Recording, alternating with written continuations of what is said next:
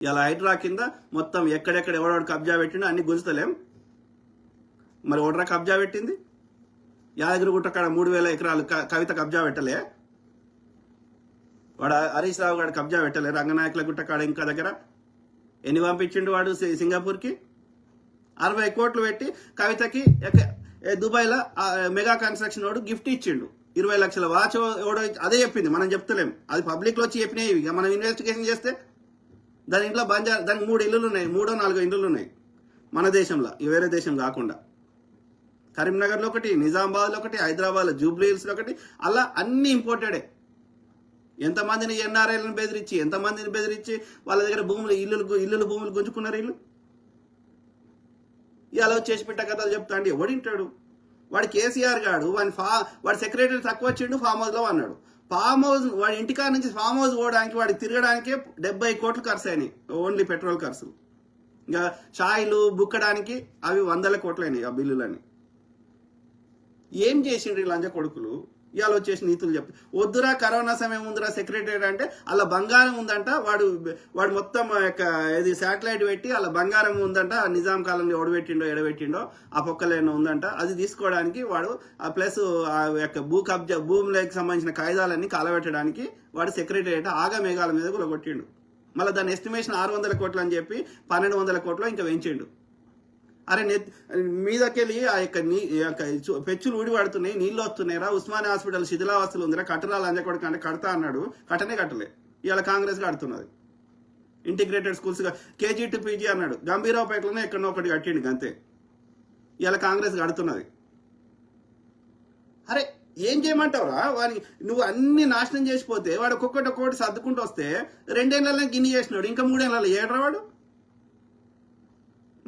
మనకున్న రీసోర్సెస్ దగ్గరికి చేస్తారు. ఆకాశానికి వెళ్ళి అద్భుతాలు రావు కదా. బీఆర్ఎస్ కంటే బీజేపీ పాలిత రాష్ట్రాల కంటే బీఆర్ఎస్ కంటే 1000 రెట్లు నయం ఉంది కదా. మహిళలు వాళ్ళంతా వాళ్ళు పోతున్నారు, పనులు చేసుకుంటున్నారు. ఒక్కొక్కరికి తక్కువ 2 నుంచి 3 వేలు మిగులుతున్నాయి బస్సు ఛార్జీలు. పేదోళ్ళకి వాళ్ళకి రావాల్సిన సన్న బియ్యం వాళ్ళు తిన్నారా? దొడ్డు రేషన్ బియ్యం ఇస్తే ఆడ అమ్ముకున్నారు వాళ్ళు ఇడ్లీలు చేసుకోవడానికి. ఇలా తింటున్నారు, ఆశీర్వదిస్తున్నారు. ఎన్నికల ఫలితాలు కనిపిస్తలేవా? వాళ్ళకు లాభం అవుతుంది కాబట్టి వాళ్ళు ఓట్లు వేస్తున్నారు. నువ్వు ఎంత మతం రెచ్చగొట్టినా, ఎంత కులం రెచ్చగొట్టినా అన్ని ఎన్నికలే కనిపిస్తుంది. పట్టణాలలో మొన్న మున్సిపల్ ఎన్నికలు పట్టణాల్లో జరిగితేనే అన్ని ఓట్లు వచ్చినాయి. 50% పైన కాంగ్రెస్కి వచ్చినాయి. పట్టణాలే అట్లా వస్తాయి, గ్రామీణ ప్రాంతాలు ఇంకెట్లా వస్తాయి? ఎందుకు వస్తున్నాయి? నువ్వు 4 విడతలు రుణమాఫీ అన్నావు, ఎప్పుడు తీర్చినవరా? అది ₹1,00,000 ఇవ్వడానికి 4 విడతలు చేస్తే నువ్వు వాడికి అప్పు తెచ్చుకున్నందుకు ఆ ఇంట్రెస్ట్ మితి వీకింది. నువ్వు ఇచ్చింది 2 లక్షల వరకు ఇప్పుడు ఏకకాలంలో ఇవ్వడం జరిగింది. 21,000 కోట్లు ఇవ్వడం జరిగింది. ఒక 70% మంది కన్నా చేరింది. అది మనకున్న రిసోర్సెస్కి మనం ఇచ్చే ప్రయత్నం చేస్తున్నాం. ఇట్లా ఇల్లు అల్కానే పండుగ కాదు, ఒక్కొక్క ఆమె నెరవేరుస్తాము. అర్థమైందా? కాబట్టి నేనేమంటున్నా, రిలేటివ్లీ కంపేర్ చేయండి. అద్భుతాలు ఎక్స్పెక్ట్ చేయకండి, ఐడియలిజం ఎక్స్పెక్ట్ చేయకండి. అది సాధ్యం కాదు. వాడెట్లున్నాడు, వీడెట్లున్నాడు, అందరి లోపల ఎవడి సింపుల్గా ఒక ఊరోని భాషలో అర్థమయ్యేటట్టు చెప్తున్నా. బీజేపీ వస్తే 3 తరాలంటే మనం ₹100 ట్యాక్స్ కడితే దానికి 3 రెట్లు 10 రెట్లు ఎక్కువ దోసుకుంటాడు. ఓకే, అంటే మనం ₹100 ట్యాక్స్ కడితే వాడు ₹1000 దోసుకుంటాడు. ఎక్కడ ఈ ₹1000 అంటే మన తాత ముత్తాతలు కట్టిన అమ్ముక దొప్పుతాడు. భూమి లోపల ఉన్న ఖనిజాలతో అమ్ముక దొప్పుతాడు. ఏది కనిపిస్తుంది అమ్ముక దొప్పుతాడు. ఓకే, అది కాకుండా ఏది అప్పులు చేస్తాడు. అప్పులు చేస్తే ఎవడు కట్టాలి అప్పులు? మనవాడు, మన కొడుకు, వాని కొడుకు. ఓకే, అంటే ఎన్ని తరాల సంపద దోసుకోబోతుంది వాడు ఒక్కసారి వచ్చి. సో ₹100 ట్యాక్స్ ఇప్పుడు కట్టిన ₹100 లెక్కలేదు.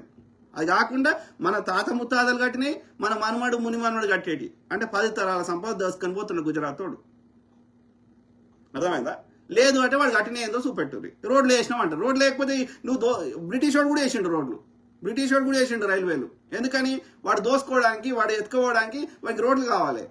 ఈ జనాలందరినీ కంట్రోల్ చేయాలంటే వానికి రైళ్లు కావాలి. ఈ ఆర్మీని అక్కడి నుంచి ఇక్కడికి పంపించాలంటే అది కావాలి. కాబట్టి వాడు కూడా వేసిండు, రోడ్లు వేసిండు, వాడు కూడా ఏది రైలు వేసిండు, వాడు కూడా టెలిఫోన్ అది గ్రామం పెట్టిండు. ఎందుకంటే వానికి అవసరం అది. వాడు హాస్పిటల్ కట్టలే, వాడు విద్యాలయాలు కట్టలే, వాడు మనకి కావాల్సిన ఏలే మన డే టు డే అవసరాలు. వాడు పత్తి ఎత్తుకుపోయిండు, పంటలు ఎత్తుకుపోయిండు, అట్లా నువ్వు చేస్తున్నావు. నువ్వు రోడ్లు ఇవన్నీ ఎందుకు వేసుకుంటున్నావు? నువ్వు ఎత్తుకోవాలంటే నీకు కావాలి అవన్నీ. మాకు భూవెట్టడి ఏం చేసినావురా? నాగార్జున సార్ లాంటి ఒక ప్రాజెక్టు, ఓ శ్రీశైలము, ఓ ఎల్లంపల్లి, ఓ శ్రీపాద ఎల్లంపల్లి అట్లాంటివి ఏమైనా కట్టినేమో చూపెట్టరా? మన రాష్ట్రాన్ని కాదు, దేశమంతా చెప్తున్నా నేను. వాడు ఉక్కు కర్మాగారం పెట్టినోడు వాడు దేశద్రోహి అని వాడుతుంది. దామోదర్ వ్యాలీ ప్రాజెక్టు కట్టినోడు, బాక్రానంగల్ ప్రాజెక్టు కట్టినోడు వాడు దేశద్రోహి అని వాడుతుంది. మరి నువ్వు కట్టొచ్చు కదా, వానికంటే ఎక్కువ అప్పులు చేస్తున్నావు, వానికంటే ఎక్కువ దోసుకుంటున్నావు.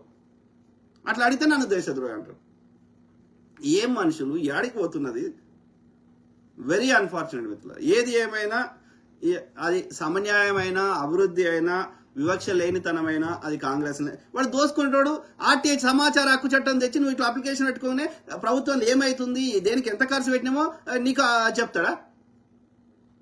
పిఎం రిలీఫ్ ఫండ్స్ ఉంటే డాక్టర్ మన్మోహన్ సింగ్ గారు అది ఆర్టీఐ కింద వచ్చింది, ఎవడన్నా అప్లికేషన్ పెట్టుకుంటే వాళ్ళు ఎన్ని పైసలు వచ్చినాయి, ఎవరిని ఖర్చు పెట్టినా మొత్తం చెప్పిండు. ఇలాంటి కొడుకు చెప్పడంట పిఎం కేర్ ఫండ్స్ పేరు మార్చిండు, ఆర్టీఐ కింద రాకుండా చేసుకున్నాడు.